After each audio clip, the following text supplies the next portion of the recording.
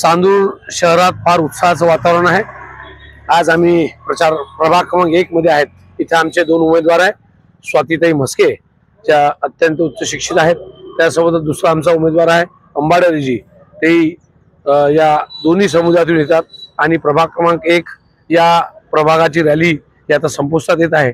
मोठ्या उत्साहात ज्या चांदूरच्या समस्या आहे, मग त्या लाडक्या बहिणी असतील, त्यांच्या मनातले प्रश्न, त्यांचा पिण्याचा पाण्याचा असेल, स्वास्थ्याचा असेल आणि त्यांच्या मुलांच्या शिक्षणाचा असेल, हा एक महत्त्वाचा मुद्दा इथे उपस्थित होऊन आलेला आहे। दुसरं महत्त्वाचं जे सर्वात या चांदूर नगरीची समस्या आहे, ते ज्या घरकुलाच्या याद्या आजपर्यंत रखडलेल्या आहेत।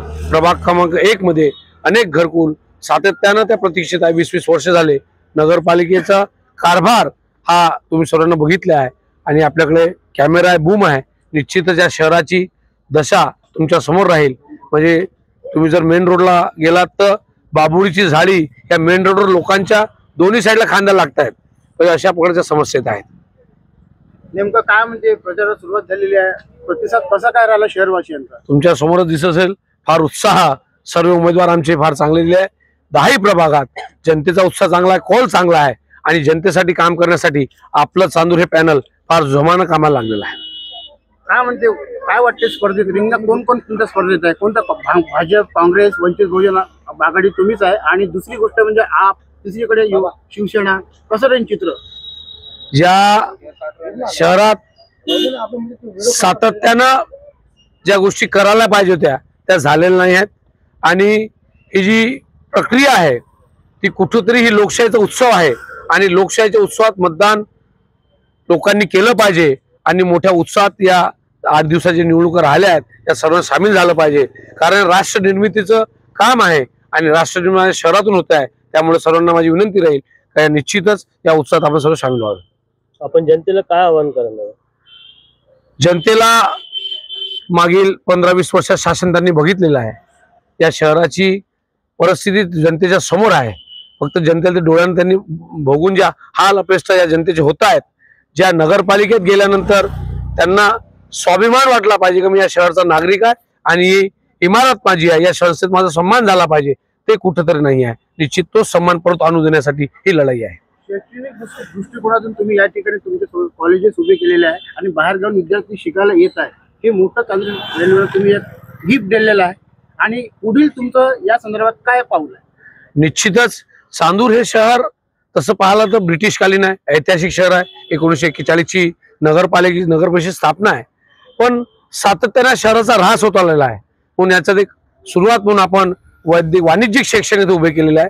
मग त्यात नर्सिंगचे 3 कोर्स असतील, त्यासोबत फिजिओथेरपी जिल्ह्यातलं पहिलं कॉलेज आणलेलं आहे। एक अनेक कोर्सेस आणून जेणेकरून माझ्या बहिणीची इच्छा असते की मुलगा मुलगी घरच्या भाकरीवर शिकलं पाहिजे आणि त्यासाठी ती प्रयत्नरत राहते आणि तिला इतर सर्व फॅसिलिटी करून द्यायच्या, जेणेकरून हा चांदूर शहर त्यासोबत हा परिसर तालुका फार ताकदीनिशी उभा झाला पाहिजे, एवढीच इच्छा आहे। तुम्ही कुठल्या पक्षावर सध्या नगरपालिकेच्या निवडणुकीच्या रिंगणामध्ये आलेले आहे? रिंगणामध्ये मी नाही आहेत, हा, तुमच्या मी महाराष्ट्राचे अध्यक्ष म्हणून इथे आमच्या पक्षातर्फे 4 सीट, राष्ट्रवादी शरद पवार गटातर्फे 4 सीट, शरद पवार अजित पवार राष्ट्रवादीतर्फे 3 सीट, जय हिंद क्रीडा मंडळ 4 सीट आणि 4 सीट शिवसेनेला, असं हे आपलं चांदूर पॅनल आपण उभं केलेलं आहे।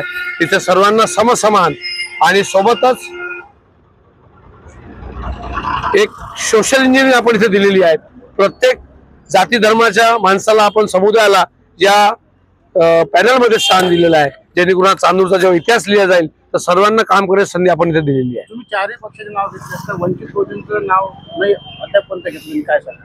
मी महाराष्ट्र राज्याचा वंचित बहुजन आघाडीचा अध्यक्षच आहे आणि एबी फॉर्मच अध्यक्षाला लागलेला आहे। त्यामुळे वारंवार सांगून करून त्यांना काही होत नाही आहे की आपल्या माहितीसाठी सांगतो की या निवडणुका सातत्यानं आम्ही बघितलं आहे की जेव्हा मागच्या वेळेस माझा पराजय झाला तर 100-122 उमेदवारांनी जर काम केलं, जर उमेदवाराच्या संदर्भात जर बोललं, जर यांनी काम केलं तर मग यांना धावपळ करायची गरजच नाही, यांना विरोधकाची गरजच असली पाहिजे, हे तसेच निवडून आले पाहिजे होते। यांना आणि ज्यांना तिथे जाऊन काही मलिदा घ्यायचा नाही असे लोक दिले, मग अशा लोकांच्या समोर जर चांदूर राहणार नाही, कोणत्या लोकांसोबत राहणार? आणि या छोट्या ज्या निवडणुका आहेत या आपल्या स्थानिक निवडणुका आहेत, म्हणून आपल्या माध्यमातून सर्व चांदूरकरांना आवाहन करतो की ही निवडणूक काही पक्षाची नाही की फार मोठी निवडणूक होऊन राहिली, आमदार खासदार पण बदलून राहिलो. ही निवडणूक आपल्या शहराची आहे. इथं आपले लोक पाहिजे, आपलापणा वाटणारा मनुष्य केला पाहिजे. म्हणून या शहराच्या पॅनलचा आपलं चांदूर ठेवलेला आहे. ही तुमची आता जबाबदारी आहे की सातत्यानं ज्या पक्षाकडे गुलामगिरी चाब्या उचलणार ते लोक द्यायचे, की कोणीतरी जर त्यांनी या शहरासाठी ब्ल्यूप्रिंट असेल, विजन असेल, शहराचा दृष्टिकोन असेल, ते लोक द्यायचे. हे चांदूर वासियांनी ठरवायचे आहे.